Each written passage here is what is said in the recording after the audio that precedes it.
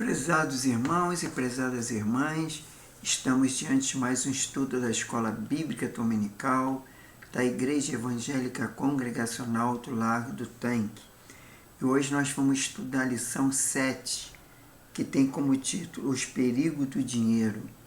Mas antes de darmos início, vamos dirigir a Deus em oração, pedindo a sua bênção para esses momentos. Senhor Deus e Pai, muito obrigado por esse dia, obrigado pela Tua graça, Tua misericórdia, o Teu amor, o Teu perdão. Obrigado porque o Senhor tem cuidado de nós, tem nos abençoado e tem nos guardado e livrado de todo o mal. Agora eu te peço, Senhor, que nos abençoe neste momento, dando compreensão da Tua palavra, para assim sermos edificados por ela, Senhor. Perdoe nossos pecados, nossas falhas, tudo aquilo que fazemos que não Te agrada. Seja com cada vida que vai assistir, através das redes sociais, Pai, essa escola bíblica online, assim, que eles possam ser ricamente abençoados e possam compreender a Tua palavra. E assim nós crescemos em santidade espiritualmente, para a honra e glória do Seu santo e poderoso nome. Isso é nós que pedimos e agradecemos, em nome do Senhor Jesus. Amém. Então vamos dar início e, como eu já falei, o título é Os Perigos do Dinheiro. E o nosso texto básico está lá em 1 Timóteo 6, versículo 3 ao 10, e depois nós vamos ler do versículo 17 ao 19. Então, iniciando no versículo 3, que diz: o amor do dinheiro, é o título, né? Se alguém ensina outra doutrina e não conforma com as sãs palavras do nosso Senhor Jesus Cristo e com a doutrina do que é segundo a piedade, é soberbo e nada sabe, mas delira acerca das questões e contentas, e da palavra das quais nasce inveja, porfia, blasfêmia, ruína e suspeitas, contentas de homens corruptos, de entendimentos e privados na verdade, cuidando que a piedade é fonte de lucro. A piedade é fonte de lucro. De fato, a grande fonte de lucro, a piedade com contestamento, porque nada trouxemos para este mundo e nada podemos levar dele. E tendo, porém, sustento e com que nos vestir, estejamos contentes. Mas os que querem ficar ricos caem em tentação, em laço, em muitas concupiscências, loucas e nocivas, as quais submergem aos homens na ruína e perdição. Porque o amor do dinheiro é a raiz de todos os males, e nessa cobiça alguns se desviaram da fé e se transpassaram a si mesmos com muitas dores. Bom, justamente está falando sobre a questão do amor ao dinheiro, né? Agora nós vamos ler no nosso versículo-chave, que é em Provérbio 11, versículo 28, que fala: quem confia nas suas riquezas cairá, mas os justos serão como as folhagens. Qual é o alvo da lição? O alvo da lição é, ao estudar essa lição, você estará a refletir sobre os ensinos bíblicos a respeito do dinheiro e da riqueza, buscando o contentamento em Deus. Então vamos lá. O que a lição nos oferece para que o aluno será capaz de ponderar sobre os ensinos bíblicos a respeito do dinheiro e da riqueza, desapegar emocionalmente da ilusão que o dinheiro traz felicidade, buscar contentamento em Deus e não no dinheiro. Então nós começamos agora na introdução da revista, no qual diz que a fidelidade do apóstolo Paulo com o verdadeiro ensino bíblico e o zelo com os que ensina na igreja precisam ser readquiridos por ambos, e o professor e aluno, esses cuidados com a igreja do Senhor nasceu bem antes de ele escrever as cartas a Timóteo, conforme Atos 20, versículo 29 a 35. E tempo antes desses fatos, Jesus Cristo, o nosso Mestre, já advertia seus primeiros alunos, conforme lá em Mateus 7, versículo 15 ao 20. Precisamos ser tomados desse zelo cristão, conforme João 2, versículo 17. E Romanos 12, versículo 11, 2 Coríntios 8, versículo 21, e depois 2 Coríntios 11, versículo 2. Resolver as questões financeiras é usar adequadamente o dinheiro no contexto da igreja cristã. É um desafio constante fazer o orçamento, as planilhas de gasto, poupança, são passos cruciais no processo, mas é o estudo adequado das escrituras que nos darão os fundamentos e as motivações necessárias para o domínio do dinheiro. Quer dizer, não basta só fazer planos, né? Muitas pessoas fazem plano, fazem até aquela planilha, vamos dizer assim, dos gastos, né, do mês, aquilo que ganha, a receita que tem do seu salário. E aí o que acontece? Até quando é casal, né, eles normalmente quando se divide a despesa, eles fazem todos os gastos na despesa do mês. Sempre tem que colocar aquilo que é supérfluo, aquilo que é necessário muitas vezes, que às vezes é a necessidade, né? Uma compra, um remédio, algumas coisas que vão precisar na decorrência do mês, que sem estar aquilo planejado, então a necessidade de fazer esse planejamento. Mas nada isso é útil se nós não tivermos, junto com a palavra de Deus, nos ensinando aquilo que nós devemos fazer. Então, a palavra de Deus normalmente dá orientação na questão de coisa. Então, nós precisamos ter essa motivação para o domínio do dinheiro. Ler a palavra de Deus e pedir a Deus em oração também para que nos dê prosperidade e que aquilo que nós possamos gastar, tudo aquilo que é necessário, o que é o pão nosso de cada dia. Porque o pão nosso de cada dia não é só o alimento, mas é tudo aquilo que nós necessitamos para o nosso sustento e as nossas necessidades. Bom, então, ao ministrar o ponto 1, que aqui fala a presença do ensino falso, pergunta ao aluno que falsos ensinos sobre o dinheiro têm sido ministrados no meio evangélico hoje em dia. Muitos falsos, presença de ensinos falsos, muitas vezes há certas igrejas, no caso, graças a Deus não é a nossa, mas que promete prosperidade, e não só a prosperidade, porque como eu falei, a prosperidade é tudo, não é só o dinheiro, é a saúde, é a questão de aquilo que muitas vezes você consegue consertar sem precisar pagar, as questões que você não precisar comprar remédio, né? E às vezes com uma oração você é curado. Então, mas muitas vezes as pessoas elas vão para uma igreja na promessa que aquilo vai melhorar a sua prosperidade. Ele dando um dízimo ou uma oferta, aquilo vai ser multiplicado. A gente não pode. É bem verdade que lá em Malaquias 3, ele diz que nós temos que fazer Deus à prova, que Ele vai suprir todas as nossas necessidades quando nós somos dizimistas ofertantes. E é verdade, Ele vai suprir mesmo, e supre, né? Eu sou até testemunho nessa questão. Mas o que acontece? Nós precisamos saber que nem tudo que a gente vai ofertar ou dizimar, a gente vai receber em troca. Mas a bênção de Deus supre todas as nossas necessidades, não em troca em dinheiro, tá?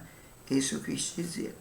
Então vamos lá. Número 1, o carisma romano fala sobre os falsos mestres.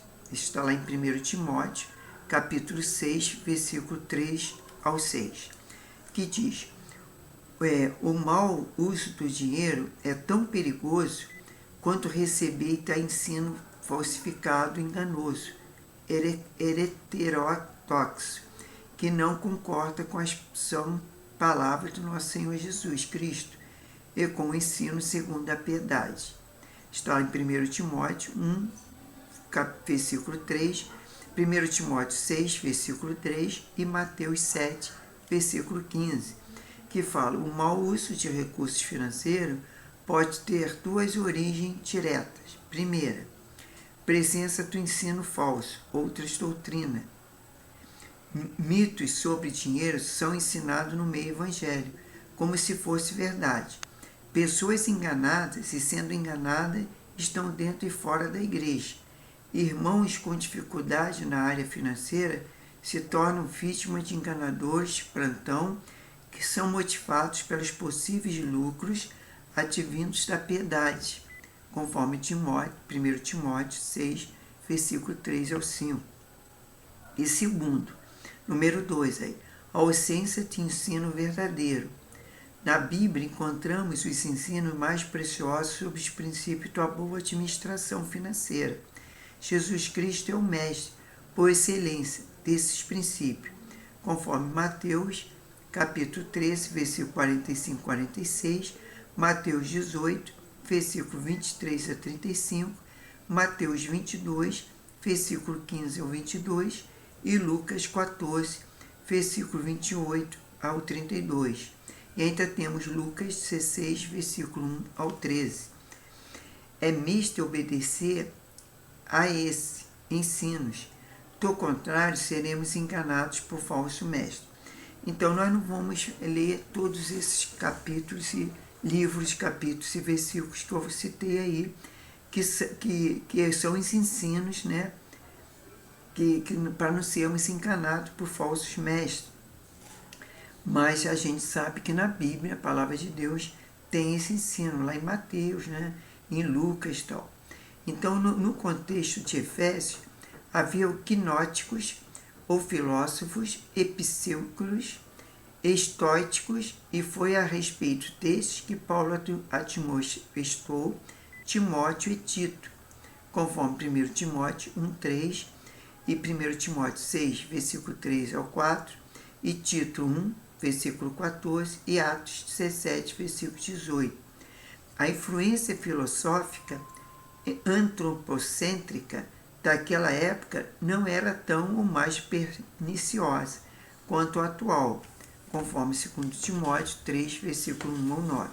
Selemos pelo ensino das Escrituras. Tá? Então, quer dizer, a gente tem que ter muita orientação. Bom, o autor coloca aqui, no recurso visual, escreva apenas os 4 pontos segundo o tópico. A riqueza não gera contestamentos. Tá? As riquezas não duram para sempre.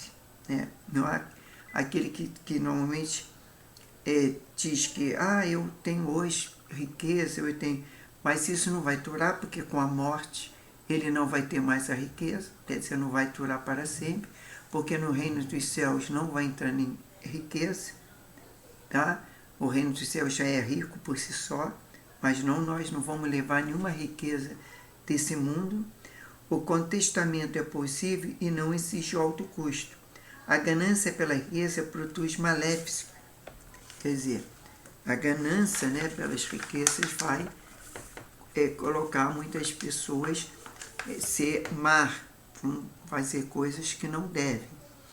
Antes de iniciar a administração do assunto, isso aí já falando em classe, que a gente não tem como fazer em classe isso, porque nós somos uma escola bíblica online, então não tem como eu perguntar aos alunos. Mas vamos lá, item 2. Os que querem ficar ricos. Corações corrompidos pelo pecado da ganância não são um fenômeno moderno. Milênio antes de Cristo, Deus condenou Balaão por sua ganância, conforme lá em Números 22, do versículo 1 ao 24, depois o 25. Segundo Pedro 2, versículo 12 ao 16, e Judas 11. E o salmista reprova a arrogância, a cobiça e a presunção do coração do homem ganancioso, conforme Salmo 10, versículo 2 ao 4. Logo, podemos inferir que o desejo por riqueza não é de agora. Deus nos deu as Escrituras Sagradas como um manual de disciplina e orientação nas questões cruciais da vida. E para nos proteger dos perigos da riqueza, note, o problema não é a riqueza, mas o falso ensino e que a piedade é fonte de enriquecimento. Então nós estudaremos estes 4 fatos. Primeiro fato, vamos lá. A riqueza não gera contentamento. O termo contentamento significa uma suficiência interior que nos mantém em paz. Apesar das circunstâncias exteriores, em Filipenses 4,11, Paulo usa o mesmo termo indicando o estilo de vida do legítimo cristão, que não depende de dinheiro para sua satisfação e paz interior. Tem um autor que comenta que são os ricos, não os pobres, que consultam as psiquiatrias e que se mostram mais propensos a cometer suicídio. Bom, é verdade, o pobre ele não tem essa preocupação, esse sofrimento que o rico tem, porque o rico, ele por ter muita riqueza, ele muitas vezes anda preocupado, ele tem muitas vezes depressão, angústia, porque fica com medo de perder os seus bens. Então isso acontece, ele muitas vezes são necessário a procurar um psiquiatra para tratar, né, da sua mente, que muitas vezes fica perturbada por causa das suas riquezas. Número 2, a riqueza não dura para sempre, como nós já falamos. No livro de Minhas Finanças, Atitude e Ações para uma Vida Financeira Bem-Sucedida, que lá está a editora Esperança. Ion Tifer escreve, entre aspas, o dinheiro sem dúvida alguma é importante e necessário, mas deve ser visto de uma perspectiva menos fantasiosa e mais realista. Fecha aspas. Ele descarta 3 mitos sobre o dinheiro. Primeiro mito, letra A. Dinheiro é sinônimo de sucesso e felicidade. Não é. Tá? Isso é mito, não é verdade. O dinheiro não é sinônimo de sucesso e felicidade. Se fosse assim, todo rico era feliz e teria sucesso na vida. Letra B, segunda, a melhor estratégia de crescimento financeiro é aumentar a renda. Mentira, isso é mito. A melhor estratégia de crescimento financeiro não é aumentar a renda, mas muitas vezes, como eu falei, é ter prosperidade. É não precisar, muitas vezes, você comprar remédio caríssimo e fazer vários tratamentos, que muitos tratamentos e cirurgias são caras, muito caras. Letra C e terceira, o dinheiro é sinônimo de filho bem-sucedido. Isso é mentira. O dinheiro não é sinônimo de filho bem-sucedido. O dinheiro pode, às vezes, até ser mal-sucedido. Uma das cartas pastorais para hoje é que, infelizmente, esses mitos estão na mente de muitas pessoas. Aí pergunta, estão também na sua? Cada um responde para si. Número 3, o contentamento é possível e não exige o alto custo. Tá? Então, a questão é que o contentamento ele é plena satisfação, o gosto de vida, na boca da vida abundante, conforme João 10:10. Não são resultados diretos de riqueza financeira. Veja o que diz o homem mais rico que já existiu.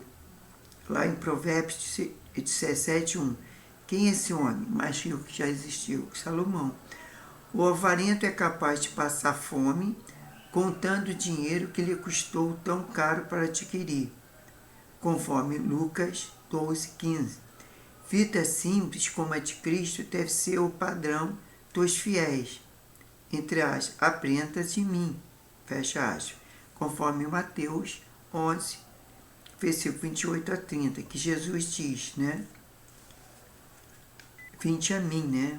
É Ele que é o nosso sustentador, o nosso Senhor. Número 4. A ganância pela riqueza produz maléficos. O cenário que Paulo retrata aqui é de alguém afogado, atolado na desgraça, como resultado de uma vida contaminada pelo amor ao dinheiro. No grego, afeto pela prata, a gente vê que ele em Provérbios 21:6 e Eclesiastes 5:10-17, que diz: a ganância financeira no meio religioso é um problema a ser resolvido. Quiçá pudéssemos resolver, reafirmando o problema que não é o dinheiro ou a riqueza, conforme Deuteronômio 8:18, mas a consequência nociva de um coração ávido por dinheiro, que aumenta sua riqueza por meio de serviço impiedoso. Obviamente, isso não exclui a necessidade do sustento financeiro, ao que integralmente serve a igreja. Bom, então a gente vê agora, passando para o item 3, é o Cânone Romano, que fala como título o que são ricos. Os que são ricos. Após a advertência de Paulo sobre não amar o dinheiro, ele dá 3 recomendações aos irmãos ricos, membros da igreja.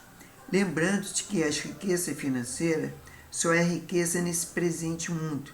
No vindouro, a riqueza é outra, conforme Lucas 12:20-21 e Mateus 6:19-21. Número 1. Não seja presunçoso e arrogante. Arrogância e orgulho são como 2 folhas e uma larga porta. Por ela facilmente o pecado entra na mistura com a riqueza, causando dano na casa. O acúmulo de bens materiais, sem a percepção dessa ameaça, provoca a perda de maior riqueza, a entrada do reino de Deus, conforme Lucas 18:24-25.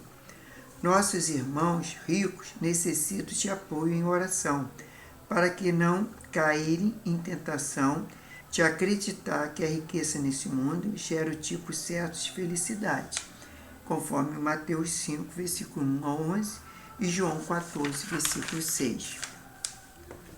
Número 2.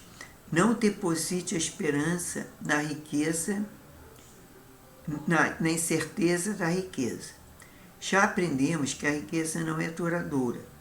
Portanto, é tolice confiar em riqueza material. O orgulho do rei Saul foi um desses tolos que depositaram suas esperanças na abundância dos seus pobres bens, conforme Salmo 52, versículo 7 e 1 Samuel, capítulo 22. Jesus Cristo é a única esperança digna de total confiança, conforme Romanos 5, versículo 5, Romanos 8, versículo 24 e 1 Pedro, 1 Pedro 2, versículo 6. Deus nos proporciona toda a riqueza de que precisamos para o nosso contentamento nele.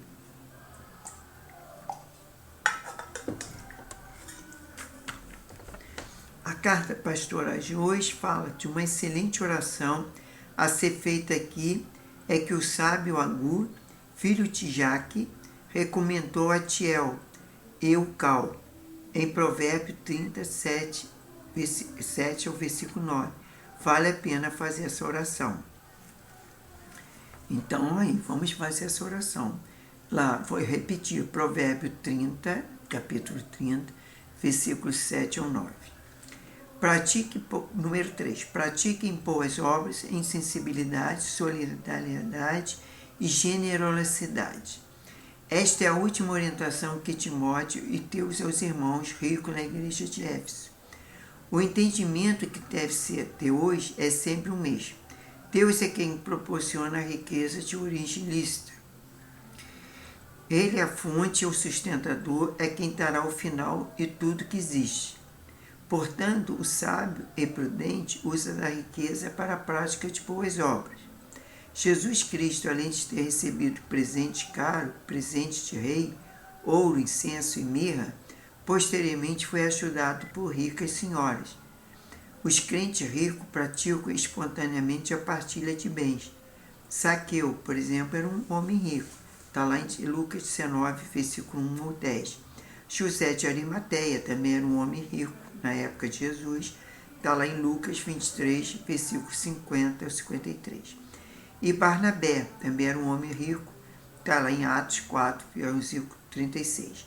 E Cornélio, está lá em Atos 10, versículo 1 ao 2. E Lídia, Atos, melhor dizendo, capítulo 16, versículo 50 e Atos 40. E Públio, Atos 28, versículo 7. Então, o que acontece? Agora partimos para a conclusão. Timóteo tinha a missão de doutrinar teologicamente a igreja de Éfeso, protegendo a de falsos ensinos e de mestre falso. Do ímpeto pela riqueza, custe que custar, é te adequar ao modus operandi dos ricos convertidos. Alicerçados e amparados na palavra da fé, temos a garantia que o melhor tesouro e mais valioso nos guarda no mundo por vir. Tá? Foi como eu já falei. Nós não levamos nada desse mundo. Todas as nossas riquezas que nós temos, porque às vezes a pessoa pensa assim, eu sou rico, porque eu tenho dinheiro. Mas não é a maior riqueza que um homem pode ter é a sabedoria, é a inteligência e é o conhecimento. Porque se você tem conhecimento, você é inteligente e tem sabedoria, você tem tudo. Porque a própria palavra de Deus diz que um justo não irá mendigar o pão. Então, quantas vezes nós temos esse testemunho de experiência que nós já passamos por dificuldade, mas que Deus supriu todas as nossas necessidades, porque muitas vezes passamos até por problema financeiro, dificuldade, mas Deus supre todo nós. Deus não vai deixar nós desamparados. Por isso, nós não devemos preocupar com riqueza e nem com ganância, porque também, como eu já falei, nós não vamos levar nada desse mundo para o mundo por vir. Se nós somos evangélicos, nós cremos que Jesus é o Senhor e Salvador, nós temos a vida eterna e nós vamos sair desse mundo para viver no reino dos céus. E o que vai acontecer? Lá tem todas as riquezas. Lá vai ter tudo de bom e do melhor. Então nós não levamos nada, porque nem a roupa do corpo nós vamos levar. Que nós seremos transformados e teremos vestimentas celestiais. Então nós não vamos levar nada nesse mundo. Quem tem casas, carros, bens materiais, tudo que tem, entendeu? Nós não vamos levar.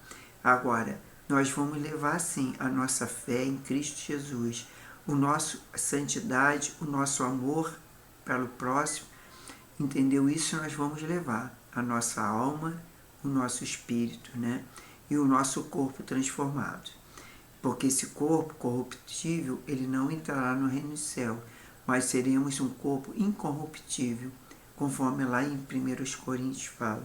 Então a gente tem que pensar o seguinte: se nós temos aquilo para suprir as nossas necessidades de cada dia, devemos agradecer a Deus e não ficar pedindo riqueza, nem muito dinheiro, porque isso aí, a própria palavra de Deus diz que o amor ao dinheiro é a raiz de todos os males. Eu sei que o dinheiro é necessário, nós precisamos ganhar, por isso nós trabalhamos e nós precisamos de dinheiro, mas não o amor ao dinheiro. A gente tem que agradecer a Deus pela tudo aquilo que Deus nos proporciona e que nós, se temos o alimento, se temos a roupa para vestir, isso até eu sempre agradeço a Deus pelo alimento, pela roupa, pelo calçado, por tudo aquilo que nós possuímos para o nosso bem e para o nosso sustento. Então, isso que nós devemos sempre estar agradecendo a Deus e não ter essa ganância e o amor ao dinheiro. Então, vamos orar pedindo a Deus a sua bênção para que nós possamos ser rico em amor, em alegria, em paz, em fé, não em rico em dinheiro, porque o dinheiro é praticamente, ele é a bênção, mas muitas vezes faz-nos desviar da presença de Deus. Senhor Deus e Pai, muito obrigado pelo sustento, pelo tudo aquilo que nós possuímos, Pai, pelo calçado que calçamos, a roupa que vestimos, o leito que dormimos, a casa que moramos, o alimento que nós alimentamos a cada dia, Pai, tudo aquilo que tem suprido as nossas necessidades. Muito obrigado, Pai. Se no meio de nós, no meio evangélico, tem alguém que almeja a riqueza, Senhor, ó Deus, convença através do Teu Santo Espírito, Senhor, que o amor ao dinheiro é a raiz de todos os males, Pai. Que nós possamos ser gratos a Ti, Senhor, a cada dia, pelo que o Senhor tem nos proporcionado. E muito obrigado por tudo aquilo que temos e não temos, Senhor. Porque se não temos, às vezes, uma casa própria, se não temos um carro, se não temos, Senhor, aquilo que possamos, às vezes, um televisor de 80 polegadas, mas temos uma de 40 e pouco. Ó Deus, muito obrigado, Senhor. Louvado seja o Teu santo e poderoso nome, porque o Senhor supre todas as nossas necessidades, Pai. E nós te agradecemos por tudo que possuímos, que temos. Isso em nome do Senhor Jesus. Dê um dia domingo abençoado, uma semana próspera, abençoada. Abençoe aqueles que estão necessitando de um trabalho, de uma renda, que o Senhor possa suprir a renda, Senhor, abrir as portas, possa também estar curando aqueles que estão enfermos, às vezes até com uma enfermidade oculta, mas que o Senhor possa estar abençoando, curando, salvando, libertando, Pai. Em nome do Senhor Jesus. E abençoe cada um, aqueles que vão prestar exames, em provas, Senhor, que o Senhor possa estar abençoando também no concurso nacional unificado, Pai, que vai ser neste dia 5 de outubro, Pai, que o Senhor possa estar abençoando essas vidas, possam dar discernimento, sabedoria, orientação, que o Seu Espírito Santo possa fazer lembrar tudo aquilo que estudou, Pai, que eles possam ter êxito na sua prova e sejam mais que vencedores, Pai. É que eu te peço, já te agradeço, Pai. Em nome do Senhor Jesus. Amém. E graças a Deus. Então, irmãos, ficam na paz, que Deus abençoe. Até a próxima lição, que é a lição 8, que o título é Como Recomendações ao Homem de Deus. Então, fiquem com Deus e Deus abençoe.